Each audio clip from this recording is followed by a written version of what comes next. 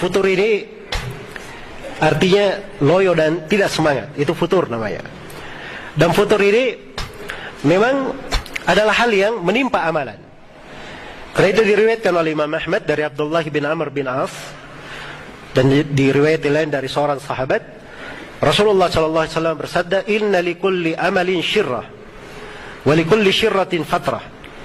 Faman kanat fatratuhu ila sunnati faqad ihtada, wa man kana ila ghairi dzalika faqad halak." Sesungguhnya setiap amalan itu ada syirrah, semangat melakukannya. Dan di belakang setiap semangat ada futur. Ada futur. Kurang semangat. Nah, di kurang semangat ini, itulah pintu ibadah sebenarnya, ujian dan cobaan. Kata Nabi, siapa yang dikala dia tidak semangat, dia tetap di atas sunnahku, maka dia telah mendapat hidayah. Tapi siapa yang kala dia tidak semangat, tidak di atas sunnahku, maka dia telah binasa. Iya. Seorang misalnya membaca Al-Quran. Iya. Ini suaranya sudah letih. Sulit dia memahami apa yang dia baca juga, saking banyaknya dia baca. Akhirnya dia ambil misalnya hadits Nabi, dia baca hadits karena tidak bersuara ya, atau dia baca dari sejarah Nabi, sejarah para ulama. Dia pindah kepada kegiatan yang baik juga. Nah, ini di atas petunjuk namanya.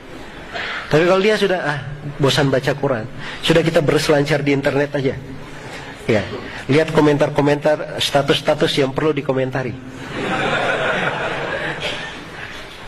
Nah, masuk di dalam dosa, ghibah misalnya, atau bertengkar dengan orang. Akhirnya keluar dari sunnah namanya. Itu jalan apa? Jalan kebinasaan.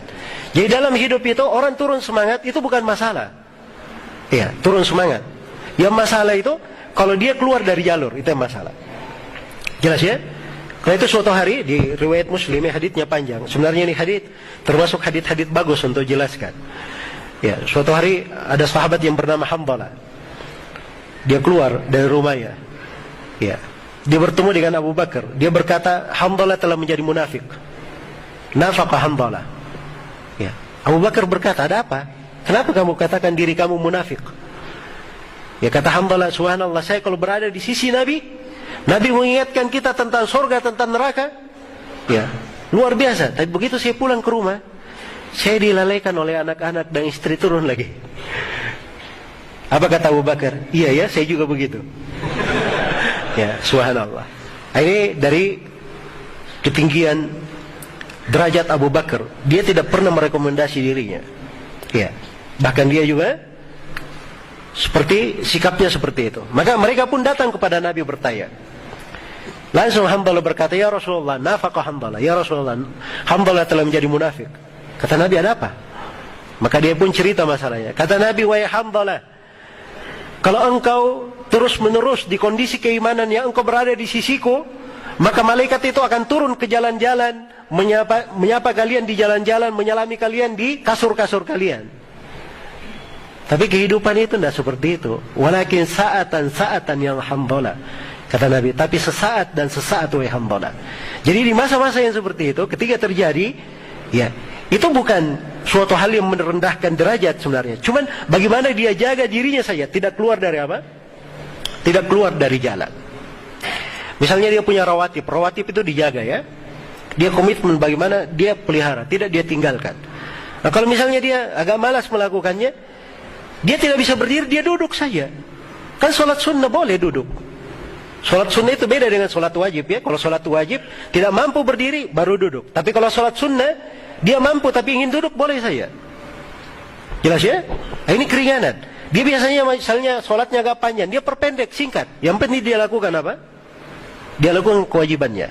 Apa namanya? Dia lakukan rawatibnya. Dia jaga, dia pelihara. Nah, begitu caranya supaya mengontrol ya semangat itu, dan lama-kelamaan pasti akan menjadi semangat.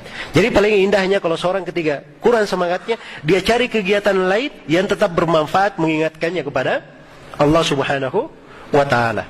Baik, dan itu derajat futur kadang menimpa di awal-awal. Tapi kalau seorang sudah terbiasa, hal-hal yang seperti itu lebih mudah dihadapi.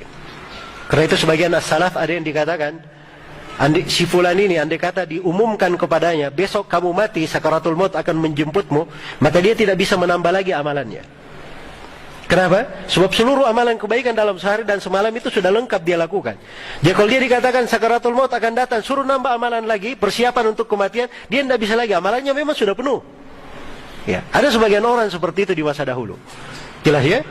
Karena memang mereka membiasakan diri di atas ketaatan. Dan ingat, agama ini Allah, siapa yang masuk di dalamnya siapa yang masuk di dalamnya selangkah, maka Allah akan memudahkan untuknya 2 langkah.